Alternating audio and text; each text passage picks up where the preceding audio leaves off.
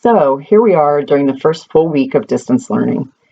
I hope you and your families are all healthy and as happy as possible given these unusual circumstances. Just remember, God is in control and He holds us in the palm of His hand, both in times of plenty and times of adversity.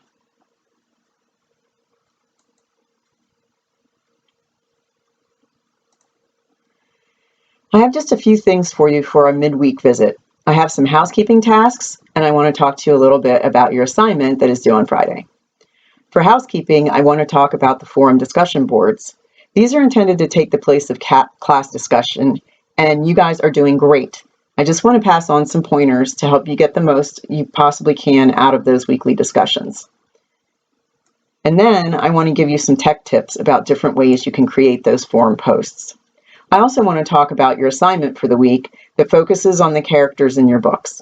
Along with that, I'll give you an example of the sort of response I'm looking for in that assignment. So, about those discussion boards.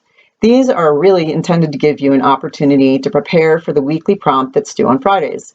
I'll give you the prompt a week ahead so you have a heads up on the topic. As you read, keep that in mind.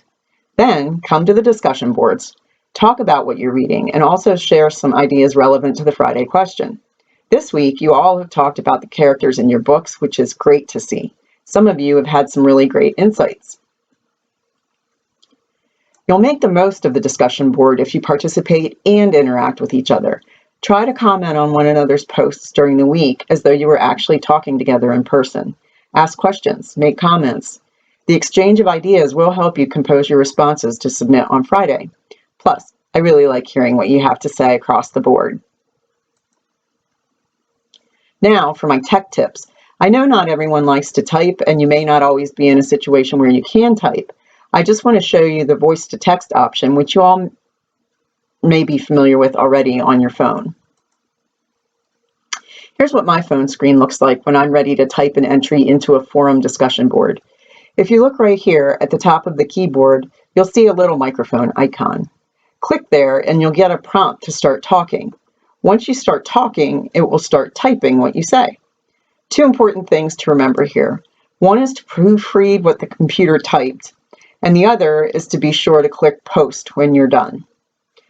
Now, there may also be a way to submit your discussion post as an audio recording instead of a text-based post. I'll let you know if I figure that one out. Now, a few words about the assignment for this week. I want to talk briefly about indirect characterization, say a few words about your study guides, and then I want to give you an example of the kind of response I'd like to see. First of all, here's your prompt.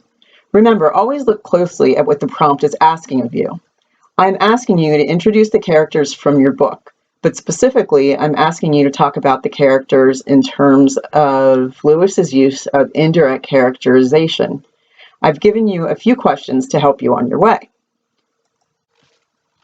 Remember from the videos I asked you to watch, indirect characterization is when the author lets you know what a character is like by showing you instead of telling you.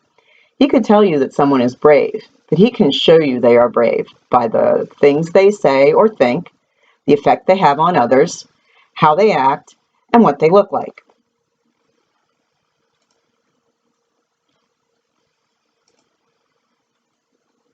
Back to the prompt.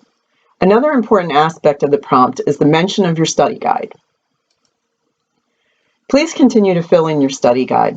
The notes you take in the various sections will help you with both the Friday assignments and your final PowerPoint presentations. This week, the character section should be useful. In coming weeks, we'll look at symbolism, quotes, and vocab as well. The last bit of the assignment I want to talk about is using evidence. Your evidence can be paraphrased or direct quotes, but it has to support your thoughts about the question. For example, what specifically did a character do to show you that he is good, or evil, or innocent? So here we are at the part where I'll show you an example response. This is based on the first 5 chapters of The Lion, the Witch, and the Wardrobe. Much of this example is paraphrased, and some of it is directly quoted. When you paraphrase, it's important to use specific details that support your claim. So let's read through this. In The Lion, the Witch, and the Wardrobe, Lucy, Edmund, Susan, and Peter are the main characters during the first several chapters of the book. Lucy is the most prominent character because she is the one who found the wardrobe.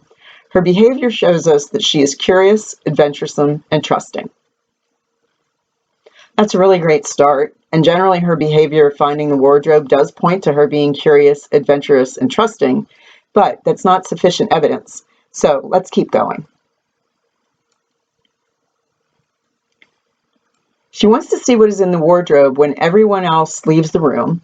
She continues further and further into the weird wardrobe without getting scared or turning around. And she trusts Mr. Tumnus, the fawn, when he takes her off through the woods to his house. These more specific details related to discovering the wardrobe seal the deal on the idea that she is curious, adventurous, and trusting. That covers Lucy, but we still have other characters to talk about, and we still have plenty of room to go on according to the word count requirement for the assignment. Continuing then, Edmund, on the other hand, is a mean, self-centered boy. Lewis first presents us with Ed's selfish behavior through his first meeting with the White Witch, when he gorges on Turkish delight and plans to turn his siblings over to the White Witch. Then Lewis also shows Ed's character by the ways his siblings respond to him. For example, when Edmund betrays Lucy, she is deeply hurt, and Peter is angry, turning on him savagely, from page 45. Again, talking about specific behaviors as well as the effect that Ed has on others as a way of showing his character. So there you have it, a sample response for you to pattern your response after. And, by the way, this example was about 169 words long. Now, here's what you have left to do yet this week. First, check in with your discussion board. Then, write your response. Now, many of you have written really good discussion board posts that tell about your interpretations of the characters. However, for your graded Friday assignment, please be sure to specifically address indirect characterization and use evidence. Then submit your responses on the discussion board by midnight Friday and respond to a classmate's response by midnight Monday. I look forward to reading your responses. I'll probably be in touch again on Friday to set up for next week, so please stay tuned to your Jupyter messages and to the forum discussion boards. Thank you.